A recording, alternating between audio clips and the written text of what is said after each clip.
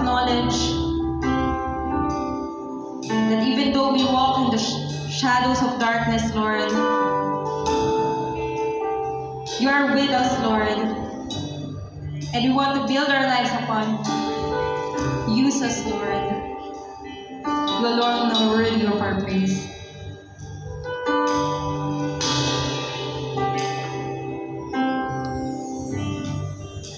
Worthy of every song we could ever sing.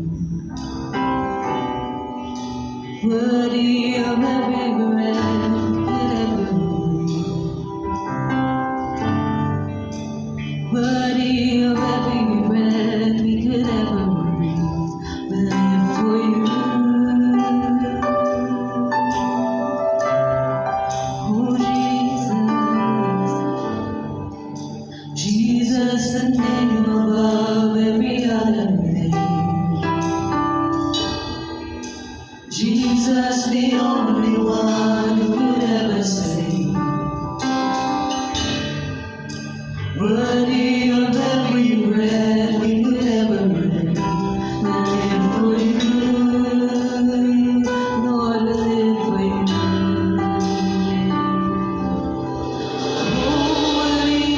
There is no one like you. There is none beside you.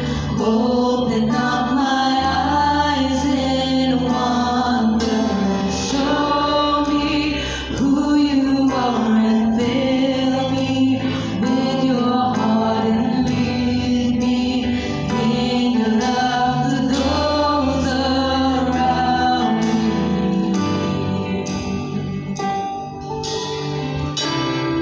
Sing worthy of every song we could ever sing. You are worthy of all the praise we could ever give.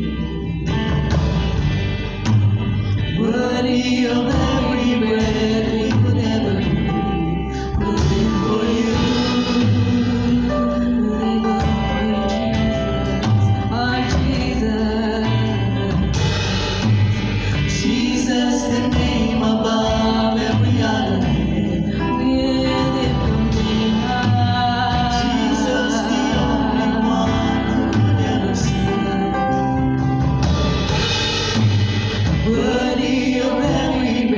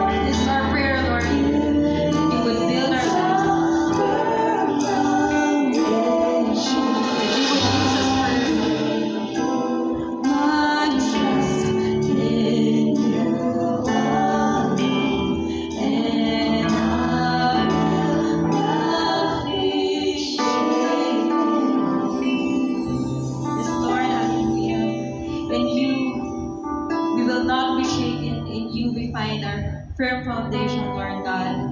And right now, we just ask for your presence in this place, that you would remove all the distractions, Lord, that you would be in our center, that you would be in our midst. We just want to feel your presence, and we want to glorify you. We praise your name. In Jesus' name we pray.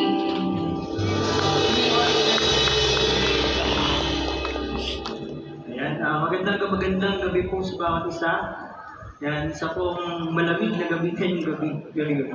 Ayan, so, ayan po, okay lang po ba yung bawat isa ngayon? Gaano po okay? Ayan po, sige, mag-start na po tayo. Aware naman po kayo sa magiging topic po natin ngayon, no? Dapat po, sige po. Daming wala.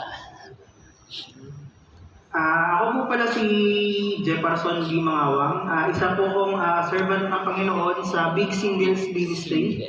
Isa din po ako sa mga part din po ako ng Pastoral Care Ministry and also one of the intercessors sa Intercede Tuesday. Ayan po. Ito po yung aking family. Ayan po, nandiyan po yung aking mother, mga kapatid ko, nandito rin po. I am the eldest among my siblings, Jacqueline and Joshua. And just want to share you a picture of my family together with my parents, Prado and Ann. Ayan. My mother lang po is nasa Shepherd Staff Ministry and ushering. Ayan po. So, yung din po, yung pictures din po namin sa singles, yan para makita nyo rin po kung ano din po ang ginagawa rin po namin. And iniimbitahan din po namin ang inyong mga anak. Diba? Makakilala po ninyo sa Big Singles. Saturday po, alas 6 po ng gabi. Ayan po. So, ang topic natin for today is the parable of the weeds. Is from Matthew 13, 24 to 30, 36 hanggang 43. Kung mapapansin po ninyo, parang tumalon yung versikulo. Ibig sabihin po niyan, meron po tayong iba pang parable sa gitna po niyan. The parable of the leavened bread and also the parable of the mustard seed. Pero sa iba pong mga translation, the parable of the weeds, at tinatawag din po the parable of the wheat and the tares. Ayan. So ano nga po ba muna ang background and setting ng verse na to? Una, syempre, it is located from the book of Matthew. So therefore, yun, si Matthew ang nagsulat nito. One of Jesus' apostle, follower of Jesus, and the author of the Gospel of Matthew. Next po, then, si Jesus Christ. Siya po ang nagsasalita sa parable na to. He's 100% Son of God and 100% Son of Man. Next, it has happened sa Jerusalem. At ang mga nakikinig sa panahon na to ay mga disciples and also the crowd of people. Ayan. So, tinignan po natin muna kung ano yung nangyari sa versikulo para malaman po natin kung ano nga po ba yung nangyari. Pero, dahil alam ko po yung ibang karamihan po sa atin, gustong-gusto natin ang Tagalog at maintindihan natin, ayun po, ito po ang Tagalog nito. Ang talinghaga tungkol sa mga damo sa tirguhan. Ayan po, sa Mateo. Kung kanina, weeds and tares yung ginamit sa English, dito naman po, ang damo, yung po yung weeds and tares. Ang trigo naman po, yun naman po yung ating wheat. So, gagamitin natin damo at ang trigo. Okay. Pero, just sa synopsis lang hindi po yun yung damo na parang nakikita nyo lang na kulay green lang sa ilalim. Ito po ay malalaman nyo po mamaya kung anong pong klaseng damo. Sige po, pwede ko po bang anyayahan ng bawat isa na tumayo at magbasa po tayo ng ating verse ngayon? Yan, medyo mahaba po ito pero sige po. Nagsalaysay muli si Jesus sa kanila ng isa pang talinghaga. Sinabi niya, ang kaharian ng langit ay katulad ng isang taong nagasik ng mabuting binhi sa kanyang bukid. Isang gabi, habang natutulog ang mga tao, dumating ang kanyang kaaway, nagasik ng mapanilang damo sa triguhan at saka umalis. Nang tumubo at magbunga ang trigo, lumitaw din ang mapanilang damo. Kaya pumunta ang mga utosan sa may-ari ng bukid at nagtanong, hindi po ba mabuting binhi lamang ang inihasik ninyo sa bukid? Bakit po may damo ngayon? Sumagot siya, isang kaaway ang may kagagawa nito. Tinanong siya ng mga utosan, bubunutin po ba namin ang mga damo? Huwag, baka mabunot pati ang mga trigo, sagot niya. Hayaan na lamang ninyong lumago kapwa ang damo at ang trigo hanggang sa anihan. Sa pag-aani, sasabihin ko sa mga tagapag-ani, ipunin muna ninyo ang mga damo at inyong pagbigkis-bigkisin. at saka sunugin. Pagkatapos ipunin naman ninyo ang trigo sa aking kamalig. Pagkatapos iniwan ni Jesus ang mga tao. Pumasok siya sa bahay, lumapit ang kanyang mga alagad at sinabi sa kanya, ipaliwanag po ninyo sa amin ang talinghaga tungkol sa mapanirang damo. Tumubo sa bukid. Sumagot si Jesus, ang naghasik ng mabuting binhi ay ang anak ng tao. Ang bukid ay ang daigdig, ang mabuting binhi ay ang mga taong kabilang sa kaharian, at ang mapanirang damo naman ay mga kabilang sa masama. Ang kaaway na naghasik ng damo ay walang iba kundi ang diablo. Ang panahon ng pag-aani ay ang katapusan ng daigdig, ang mga tagapag-ani naman ay mga anghel. Kung paano ang mga damo ay tinipon at sinunog, ganoon din ang mangyayari sa katapusan ng daigdig. Ipag-uutos ng anak ng tao sa kanyang mga anghel na tipunin nila mula sa kanyang kaharian ang lahat ng mga nagiging sanhi ng pagkakasala at lahat ng gumagawa ng masama. Ihahagis nila ang mga ito sa lumalagablab na pugon at doon ay mananangis sila at mangangalit ang kanilang mga ngipin. Ngunit ang mga gumagawa ng matuwid ay magliliwanag na parang araw sa kaharian ng kanilang Ama. Makinig ang may pandinig. Tayo po ay magdasal. Panginoon, maraming salamat po sa oras na ito na ibinigay ninyo. Isang pribilehyo. Tunay nga kayong Diyos, dakila, banal, makapangyarihan sa lahat. Isang mapagmahal at galit sa kasalanan. Maraming salamat, Panginoon, dahil tinipon niyo, Lord, kami, Panginoon, dito para makinig ng inyong salita. Tulungan niyo po, Lord, sana kami, Lord, na ituon lamang ang aming isipan lamang sa iyo. At bukas na puso, Panginoon, sa aming mga mapapakinggan. Ako po, Panginoon, ay ilagay lamang po ninyo sa ilalim ng inyong mga paa. Ako po ay hindi karapat-dapat, Panginoon. Gamitin niyo lamang po ang aking mga mabig na inyong bibig. At gamitin niyo, Panginoon, ang buong lugar na to para, Panginoon, makapagbigay ng kalwalhatian, Panginoon, sa dakilang pangalan mo. Maraming salamat, Panginoon, at ingatan niyo po, Lord, ang bawat isa, mga pupunta pa dito. Pinupurit, pinapasalamatan ka namin, Panginoon, sa pangalan ng aming Panginoong Hesus. Amen. Yun. Una po tayong lahat. Maraming salamat po. Ayan. So ngayon, hahatiin natin sa tatlong pangkat ang bersikulong ito, ang paghasik ng mga binhi, ang kautusan, parusa at gantimpala. So, ayan yung magiging hati po nating tatlo. Ang una, syempre, ang paghasik ng mga binhi. So, medyo babasahin natin ng slide. Okay, kung mapapansin nyo, naglagay ako ng kulay green, may kulay blue, at may kulay pula, at may kulay violet. May mga implications yan. Pag green, medyo pag green, mabuti yan. Yan, para lang alam natin lahat. Okay, nagsalaysay muli si Jesus. So, talon tayo. Ang kaharian ng langit ay katulad ng isang taong naghasik ng mabuting binhi sa kanyang bukid. Ito, para bigyan kayo ng context, bago tayo makapunta dito sa versikulong ito, sa talinghagang ito, pinag-usapan natin yung pinag-usapan natin last week. Ano ba yung pinag-usapan natin last week? Ang talinghaga about sa dun sa lupa, di ba? Yung 4 kinds of soils, yun yung pinag-usapan natin last week. So ito, after nun, ito na yun. So, ito, gumamit na naman ang Panginoon ng isang talinghaga na malapit sa puso ng ating mga tao din nung before. So, gumamit siya ng talinghaga tungkol sa pagsasaka at sa pagtatanim. So, ginamit to para mas madali silang makarelate dun sa talinghaga. At sa pagkakataon na to, hindi binanggit ng Panginoong Hesukristo ang ibig sabihin ng talinghaga dun sa mga tao. In-explain ito ng Panginoong Hesukristo lamang sa kanyang mga disipulo. So yun. So may tao na naghasik ng mabuting binhi sa kanyang bukid.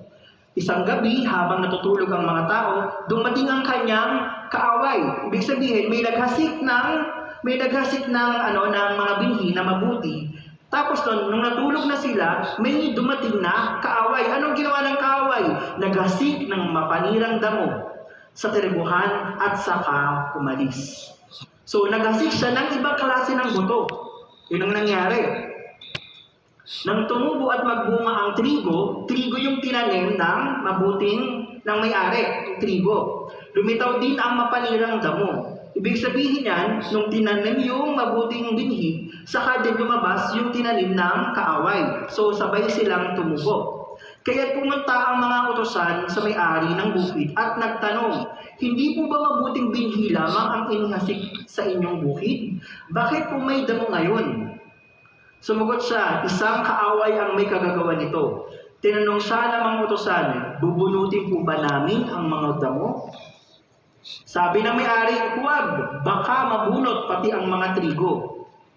Yun. So, i-explain natin ito after ng verse na to, kung ano nga ba ang ibig sabihin ng mga nakalagay dito na mga katotohanan. Una, sige, tatalon muna tayo sa verse na to, ha?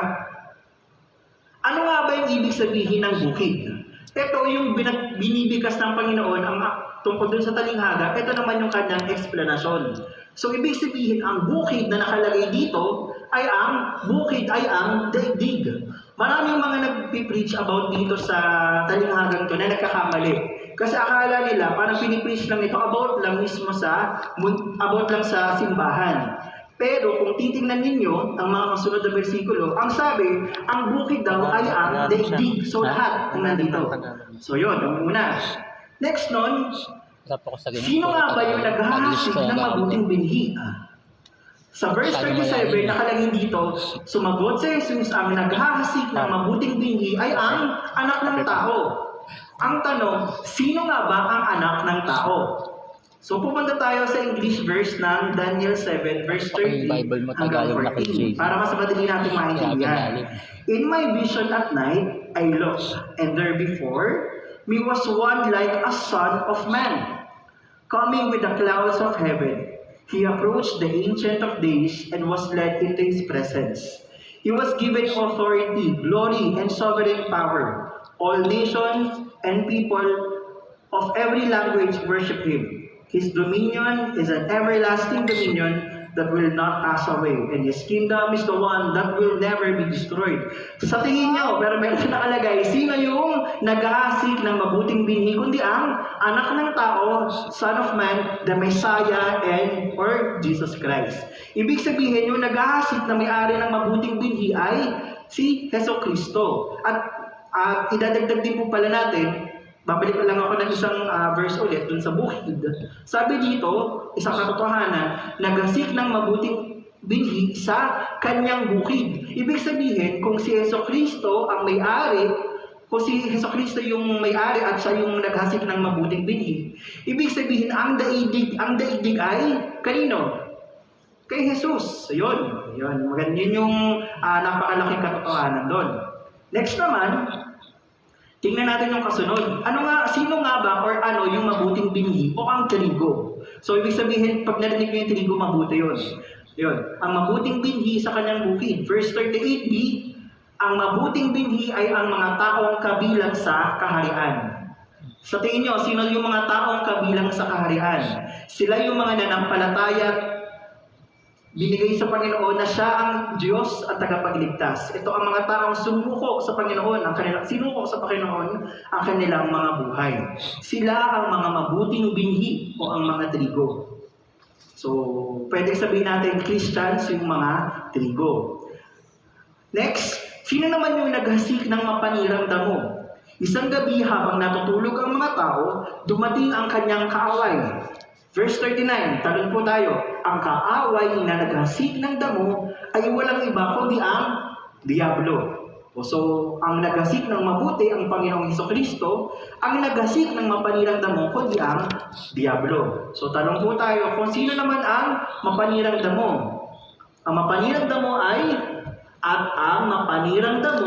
naman ay ang mga kabilang sa masama. Ito ang mga taong hindi nananampalataya sa Panginoong Hesukristo. So, nagkakaroon na parang opposite side, tama ba? Okay. Ito naman, makikita nyo pa yung ano pa yung mga katotohanan. Ang sabi dito, sa 30 muna tayo hayaan na lamang ninyong lumago kapwa ang damo at ang trigo hanggang sa anhan. Sa pag-aani, sasabihin ko sa mga tagapag-ani, ipunin muna ninyo ang mga damo sa inyong pagbibigkis at saka sunugin. Pagkatapos ipunin naman ninyo ang trigo sa aking kamay. Sa verse 39, ito yung explanation. Ang kaaway na naghasik ng damo ay walang iba kundi ang Diablo. Ang panahon ng pag-ani ay ang katapusan ng daigdig. Katapusan ng daigdig. Sa tingin nyo, anong ibig sabihin kapag narinig nyo yung katapusan ng daigdig? Diba? Some of the people explaining this na ecclesiology yung ginagamit nila, ibig sabihin nakala nila simbahan lamang. But this is eschatology na sinasabi ay ang katapusan ng mundo. Okay, ibig sabihin ang panahon ng pag-aani niyan ay ang katapusan na. Ito na yung part ng Revelation. Okay, next naman, last, kung sino naman yung tagapag-ani yan. Okay, ang tagapag-ani sa verse 39 ay katapusan ng mundo ng daigdig ang mga anghel. So, dapat naka-highlight itong anghel. So, ang mga tagapag-ani naman ay ang mga anghel. Kung isa-summarize natin yan, ito yan. Para tayong merong istorya, tapos ito yung mga tauhan. Parang ganun. Ayan. So, bukid ang daigdig, naghahasik ng mabuting binhi, anak ng tao, son of man, Messiah, Jesus, naghasik ng mapanirang damo, kaaway at ang diablo o ang diablo, mabuting binhi, taong kabilang sa kaharian, mapanirang damo, taong kabilang sa masama, panahon ng pag-ani, yun ang katapusan ng mundo, ang tagapag-ani ay ang mga anghel. Pero nga lang, sa tingin nyo, bakit hindi na-recognize dati, diba naghasik ng mabuting binhi, tapos naghasik din ng mapanirang damo? Kung makikita ninyo, ayan. Magkasing tulad ba yung nasa unang part, unang column?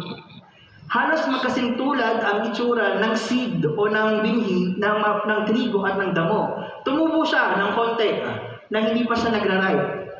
Magkahawig. Sumunod doon na nagkakabulaklak na, medyo magkahawig pa rin, pero sa dulo, doon makikita yung pagkakaiba nilang dalawa. Ang damo po na binabanggit po dito ay hindi po nakakain kagaya po ng trigo. Ang wheat po o ang damo dito ay nakakalason. Kaya kung ito ay ihahain ninyo o makakain ninyo, kayo po ay makakaroon na hindi magandang pakiramdam sa inyong mga katawan. Dati po kasi, nagkaroon po ng law, dati ang mga taga-Romano from the Persian time, na nagkaroon sila ng batas dahil ito po ay ginagawa ng mga tao talaga kapag sila ay may mga kaaway. Naghahagi sila ng iba't ibang klaseng mga buto, naghahagi sila ng mga damo dun sa mga tiniguhan ng ating mga tao from before. Ayun po yung nangyayari. Pero kung idadaan po natin sa ating panahon ngayon, sino nga po yung mabuting binhi? Tayo, di ba? Mga Kristiyano. Ang mga masasamang binhi ay ang mga hindi, di ba? Pero ito po yun sabay-sabay po tayong namumuhay dito po sa daigdig na yun. May mga nananampalataya sa Panginoong Hesus, meron po mga hindi. At kasabay po natin silang naninirahan dito sa mundong ito. Ito po ang tanong muna para sa sarili. Ikaw ba ay isang trigo o isang damo? Sa paanong paraan? Kung ang ibang tao ay tatanungin mula sa iyong kilos, pag-iisip at gawa, ano sa palagay mo ang sinasabi nila sa iyo? Ikaw ba ay isang mabuting binhi o masamang damo? Diba? Kung tatanungin tayo ng ating mga kakilala, mabuti ba tayong binhi o masamang damo? Diba? Minsan sinasabi natin, ako ay trigo ako. Pero pag tinanong mo to, yung iniiwasan mo, sasabihin niya, para siyang masamang damo. Diba? Nakakasama ganyan, diba? So, yan din, diba? Yan yung nangyayari rin sa atin dito sa mundo. Ikalawang punto, ang kautusan. Nang tumubo at magbunga ang trigo, lumitaw din ang mapanirang damo. Kaya't pumunta ang mga utosan sa may-ari ng bukid at nagtanong, hindi po ba mabuting binhi lamang ang inihasik ninyo sa inyong bukid? Bakit po damo ngayon yan? Makikita nyo, pag green, mabuti, kapag pula, masama, pag blue, mundo. Ayun po. So, ang nangyari kasi dito, ito, verse 28. Sumagot siya, isang kaaway ang may kagagawa nito. Tinanong siya ng mga utosan. Ito, pakinggan natin to. Bubunutin po ba natin ang mga damo? Kung lalagyan natin to ng mga pangalan o ng bubunutin or tatanggalin ba natin sa mundong ito ang mga hindi mananampalataya ng Panginoong Kristo? ang Panginoon ay gumawa ng mundo. Pero hindi natin pwede sabihin na sa Panginoon ang galing ang kasamaan. Because the evil ones is come from evil. Diba? At ang Panginoon ay ginawang perpekto at maganda ang mundong ito. Kaso nga lang, diba, nagkakaroon tayo ng times na, kunyari, ganito, may kagalit or parang may mga tao tayo hindi nakakasalamuhan ng maayos. Hinuhusgahan tayo. May mga sinasabi o chinichismis yung mga bagay na meron tayo. Pinagkakalat kung sino ka at hindi maganda. Ano sa tingin niyo yung mga nagiging, parang nagiging reaction niyo? Minsan po masarap na lang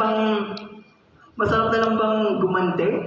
O minsan masarap na lang bang nakakainis ka na, gaganon ka na. Di ba? Minsan ang initial na iniisip natin mga tao na iiwasan ko na lang to, bahala siya sa buhay niya. Bahala ka, madapa ka sana. Nagkakaroon ng mga ganyan, di ba? Sa mga iniisip natin, di ba? Yun ang initial na meron ng iniisip ng tao. Pero, ito nga ito yung iniisip ng mga disipulo rin ngunit hahatulan nila ng buong katuwiran ang mga dukha at ipagtatanggol ang karapatan ng mga kaawa-awa. Tulad ng pamalo ang kanyang mga salita, sa hatol niya ay mamamatay ang masasama. Diba, yun yung parang iniisip siguro ng mga tao na, ay, dapat na lang natin silang iwasan, itapo na lang natin yung mga yan. Pero, anong sabi ng may-ari? Huwag. Baka mabunot pati ang mga trigo. Kung titignan natin ang original na salita ng about dito sa nagkakasama ang trigo at ang damo, hindi yun yung parang magkatabi lang, magkahalubilo at magkadikit na ang trigo at ang damo. Magkakadikit na sila. Kaso nga lang, ito po yun. Maraming mga damo, minsan pwedeng sa ating bahay, opisina, mismong mga kaibigan natin. At yung isa naman, pwede rin nasa simbahan, di ba? Hindi natin alam. Pero ganito, nandito na yan, di ba? Nandito na yan, nangyayari na yan. Pero naiisip ba natin na tayo ay dati rin bang damo? Bago tayo maging trigo, tayo ay dating damo. Kung hindi tayo minahal ng Panginoon sa pamamagitan ng kanyang grasya, kung walang nakihalo bilong trigo sa atin at tinapon na lang tayo bigla, walang mangyayari sa mga buhay natin. Masusunod na lang tayo, dadating ang panahon. Pero nagbigay ang Panginoon ng grasya at pagmamahal sa atin, kaya nagkaroon ng trigong nagsabi sa atin ng magandang balita. Diba? Tayo ay dati rin damo, kaya hindi natin pwedeng husgahan na lang yung mga taong nananakit sa atin. Hindi pong, ang sama talaga ng ugali. Hindi natin pwedeng ganun Kasi kailangan natin intindihin ang mga taong nang gaganon sa atin. Kasi tayo din ay dati din mga damo. Diba? Ayun. Kasi din, diba, ang nangyari din kasi sa atin, diba, we are sanctified, diba din? Na inihiwalay din tayo, pero kasama natin, diba? And we just have to be holy. Kahit nakasama natin sa ipagdasal natin sila, kahit na sinasaktan tayo. Di ba sabi, pag sinampal ka, harap mo pa yung kabila. Di ba? Yeah. So, unang Pedro 5:10. So, dito sinasabi, ang isa pang rason, bakit kasama natin ang mga damo. Pagkatapos ninyong magtiis sa loob ng maikling panahon, ang Diyos na siyang pinanggagalingan ng lahat ng pagpapala, ang siyang magbibigay sa inyo ng kagalingan, katatagan, at lakas ng loob. Isang pundasyon ay di matitinan. Siya ang tumatawag sa inyo upang makibahagi kayo sa kanyang walang hanggang kalwalhatian kasama ni Kristo. Diba? Kagalingan, katatagan, lakas ng loob.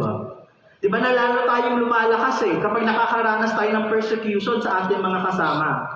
Pero, if we sanctified ourselves, and nag-focus tayo kung ano nga ba, kung sino ang Panginoon, naliligtas lamang ako sa kabila ng aking mga kasalanan na hindi karapat-dapat.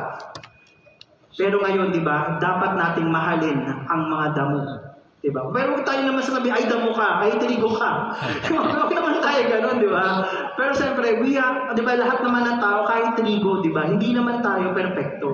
Di ba, walang perfect sa atin, di ba? Very perfect ba dito? Perfect score lang, pero walang perfect sa atin, di ba? Pero pati ang mga trigo ay nakakagawa rin ng kasalanan.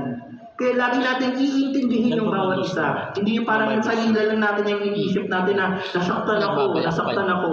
Pero isipin din natin kung nararamdaman din ng bawat isa. Nagtuturo ng Ayun po. Tapos, ayan, so may verse pang isa.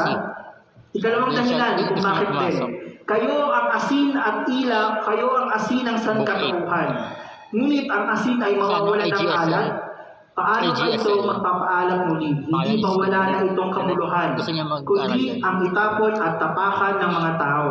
Kayo ang ilaw ng sanlibutan, ang isang lungsod na nakatayo sa ibabaw ng burol at hindi maitatago. Walang taong nagsisindi ng ilaw at pagkatapos ay depende sa inilalagay iyon sa ilalim ng banga. Sa halip, inilagay iyon sa talagang patungan upang patanglawan ang lahat ng nasa bahay. Ganyan din naman, dapat ninyong paliwanagin ang inyong ilaw.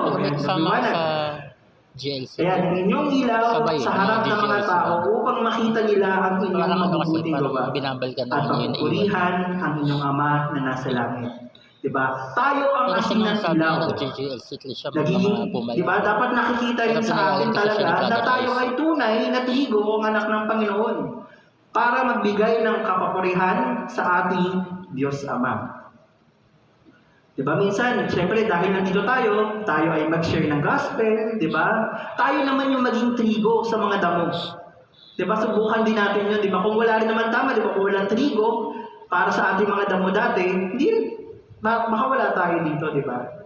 Pero syempre, diba? The Lord is sovereign above all. Okay. Tanong para sa sarili.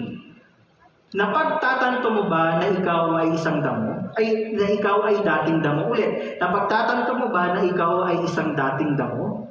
Hinuhusgahan ba natin ang ibang mga tao na nakakalimutan na natin na tayo ay naging trigo lamang dahil sa biyaya ng Panginoong Jesus? Diba? Magmahalan tayo, diba? Actually, sa totoo lang, nararamdaman ko yung mga ganyan. Sobrang, alam mo yun, bago ko sabihin or bago mangyari to, maraming mga attack ang mga kalaban sa akin na iba't ibang mga tao, minsan kaibigan mo, na nakaranas ka ng parang, bakit ganun? Nararamdaman ko yun. Pero minsan kahit isipin natin na iwanan na lang natin or parang i-curse natin or ano man yung mga dapat na hindi magagandang gawin natin sa kanila, pero dahil tayo ay dating damo at nabuhay dahil sa biyaya ng Panginoon, dapat tayo ay maging mapagpatawa din sa kanila. Huling punto at ang pinakamaikling punto, ayan, so tapos na po tayo. Hayaan na lamang ninyong lumago kapwa ang damo at ang trigo hanggang sa anihan. Sa pag-aani, sasabihin ko sa mga tagapag-ani, ipunin muna ninyo ang mga damo at inyong pagbikis-bikisin at saka sunugin. Pagkatapos, ipunin naman ninyo ang trigo sa aking kamali. Okay. So dito, ang pag-aani na. So ito na yung katapusan ng mundo. Ang bukid ay ang daigdig, mabuting binhi ay mga taong kabilang sa kaharian, ang mapalinang damo naman ay mga kabilang sa masama. Ang kaaway na nagasip ng damo ay walang iba kundi ang diablo, ang panahon ng pag-ani at ang katapusan ng daigdig ay ang mga tagapag-ani naman ay ang mga anghel. Ibig sabihin nito, hindi natin role dito sa mundo na tayo ang mag-ani sa ating mga kaaway dito sa mundo. Bagkus, ito ay ibinigay sa mga anghel. Kaya hindi natin pwedeng gawin yung mga ginagawa nila. Ito ay para sa mga anghel. Kung paano ang mga damo ay tinipon at sinunog, ganoon din ang mangyari sa katapusan ng daigdig. Ipag-uutos ng anak ng tao sa kanyang mga anghel na tipunin nila mula sa kanilang kaharian ng lahat ng nagiging sanhi ng pagkakasala at lahat ng gumagawa ng masama. Ihahagis nila ang mga ito sa lumalagablab na pugon at doon ay mananangis sila, mangangalit ang kanilang mga ngipin. Ibig sabihin, dadating yung panahon, the Lord Jesus Christ is very patient. Binibigyan tayo ng panahon pa ngayon. Pero paano kung dumating na ang panahon ng pag-aari? Hindi biro ang kapupuntahan ng bawat isa. Sa totoo lang, tumubo na yung dalawa, Siyempre na makikita mo na yung pagkakaiba, pwede mo nang bunutin. Pag-iwahiwalayin na, at ito ay binigkis para sunugin. Hindi biro po kung tayo po ay mapupunta sa lumalagablab na pugon. Bakit po?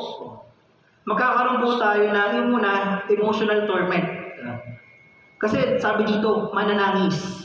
Hindi ka naman iiyak dahil lang sa physical eh. Iiyak ka dahil sa nararamdaman mo pag naroon ka. At ang isa, magkakaroon ka ng physical torment, yung sakit sa katawan. Kasi hindi naman magbungit-ngit yung ngipin mo na ganyan na, aray, sakit. Ayun, magkakaroon tayo ng ganon. Ibig sabihin, kung hindi tayo nasasaktan ng physical, dadating yung panahon na yun para sa mga damo. Pero bilang isang Kristiyano, yun nga muli, tayo po ay magbahagi din ng salita ng Panginoon. Hindi po biro ito. Kung kaya, ito po, may tanong po ako sa inyo. Meron po ang kandila dito. May apoy, siyempre. Gano'n po natin kayang ilagay yung ating mga daliri dun sa apoy? Di ba, iba may challenge yung mga bata? 1, 2, 3, 4, 5, 6. May mga ganyan, di ba?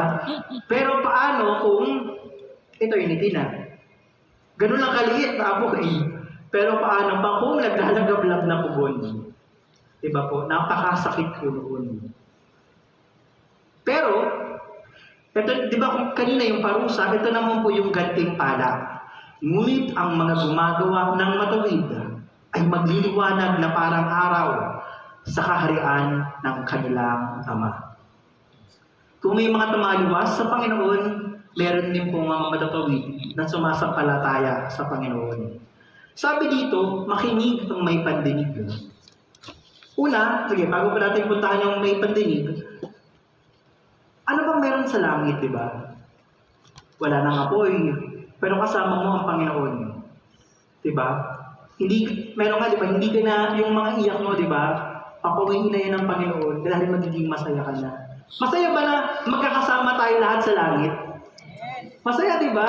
Minsan, ngayon medyo nadadala ako, iniisip ko pa lang na dadating yung time na, alam niyo yung Hallelujah to the Lamb. Hindi po kakanta, pero hindi po kakanta tayo sa Panginoon ng iba't ibang language, iba't ibang lahi. Kakanta tayo sa Panginoon ng ganong kanta, di ba? Sobrang saya sa pakiramdam.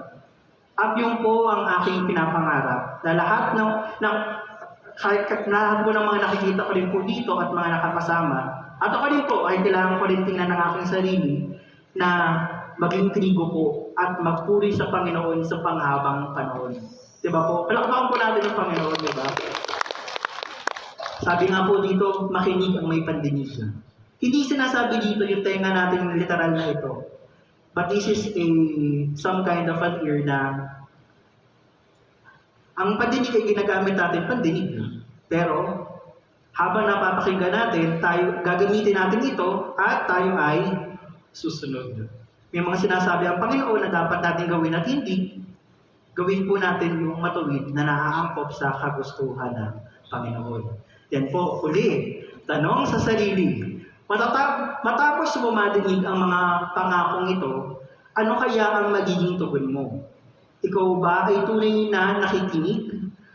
Upang ikaw ay hindi mapahamak sa naglalagablab na apoy, bagkus ikaw ay maging matuwid para sa gantimpala ng Panginoon. Ayun po, tayo po ay makinig sa bawat isa. Magmahalan po tayo.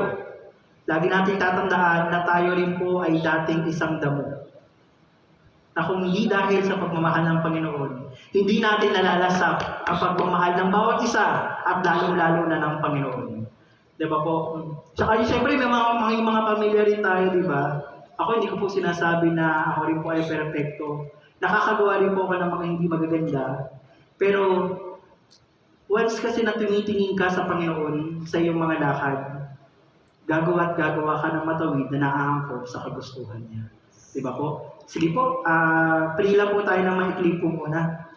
Sige po. Panginoon Diyos, dakilat banal sa lahat. Maraming salamat, Panginoon, sa iyong katotohanan na pinapakita sa amin. Salamat, Panginoon, dahil binigyan mo kami, Lord, ng isang trigo, Panginoon, na para, Lord, malaman namin, Panginoon, ang iyong salita at makita namin, Panginoon, ang iyong kagandahang loob. Panginoon, sa kabila, Panginoon, ng mga nakakasama namin dito, Panginoon, patatagin po kami, Panginoon.